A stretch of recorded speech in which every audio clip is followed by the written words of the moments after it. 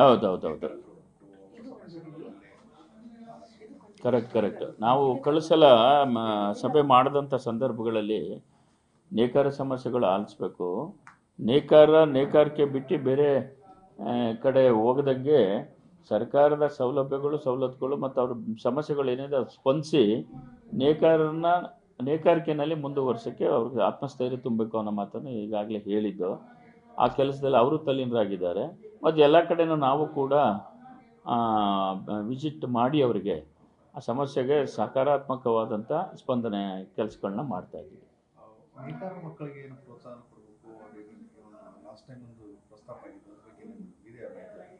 ಮಕ್ಕಳುಗಳಿಗೆ ನಮ್ಮ ಕಡೆ ಈಗ ಆರ್ಥಿಕ ಪರಿಸ್ಥಿತಿ ನೋಡಿಕೊಂಡು ನಾವು ಫಸ್ಟ್ ನಮ್ಮ ಪ್ರಯಾರಿಟಿನೇ ನೇಕಾರಿಗೆ ಕಂಟಿನ್ಯೂ ಆಗಿ ಕೆಲಸ ಕೊಡಬೇಕು.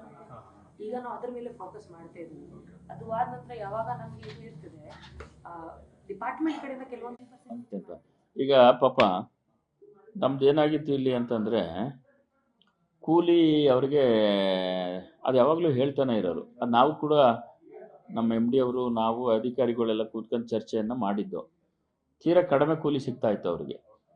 ಸೊ ಆ ವಿಚಾರದಲ್ಲಿ ನಾವೆಲ್ಲ ಕೂತ್ಕೊಂಡು ತೀರ್ಮಾನ ತಗೊಂಡು ಈಗ ಮೂಲ ವೇತನ ಏನು ಕೊಡ್ತಾ ಇದ್ದೋ ನಾವು ಅವ್ರಿಗೆ ಅದಕ್ಕೆ ಒಂದು 10% ರೈಸ್ ಮಾಡಿ ಅದಕ್ಕೆ ಕೊಡಬೇಕು ಹಾಗೆ ಅಂತೇಳಿ ನಾವೆಲ್ಲ ಸೇರ್ಕೊಂಡು ಒಂದು ತೀರ್ಮಾನ ಮಾಡೋದು.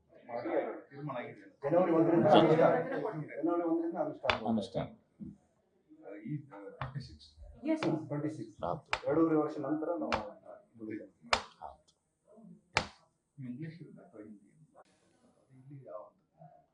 ಇಲ್ಲ, ಈಗ ಅದು ಬೇಡಿಕೆ ಸಾಕಷ್ಟು ಕಡೆ ಕೊಟ್ಟಾಗಿದೆ ಈಗಾಗಲೇ. ಅವ್ರಿಗೆ ನಿವೇಶನನೇ ಆಗಲಿ, ಅವ್ರಿಗೆ ವಸತಿ ಕಲ್ಪಿಸ್ಕೊಡೋದಾಗಲಿ ಈಗಾಗಲೇ ಮಾಡಿದೆ. ಕೆಲವು ಕಡೆ ಡಿಮ್ಯಾಂಡ್ ಇದೆ. ಆ ಬೇಡಿಕೆಗೆ ಈಗಾಗಲೇ ಅದನ್ನು ನಾವು ಸರ್ಕಾರದ ಗಮನಕ್ಕೂ ತಂದಿದ್ದೀವಿ. ಆ ಬೇಡಿಕೆಗೆ ಅನುಗುಣವಾಗಿ ಆ ಸಮಸ್ಯೆನ ಬಗೆಹರಿಸ್ತಕ್ಕಂಥ ಕೆಲಸನ ನಾವು ಮಾಡ್ತೀವಿ.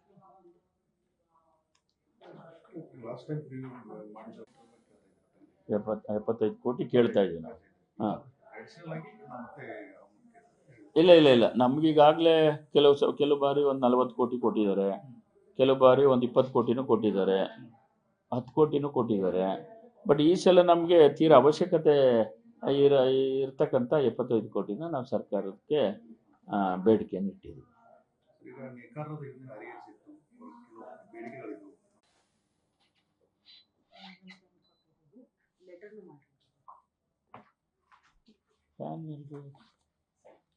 ಹೌದಾ?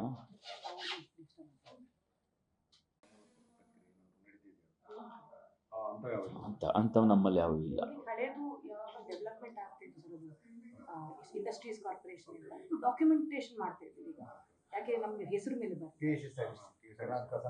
ಆ ಥರ ಲಿಟಿಗೇಷನ್ ಪ್ರಾಪರ್ಟಿಗಳು ನಮ್ಮಲ್ಲ ಅಷ್ಟೇನಿಲ್ಲ.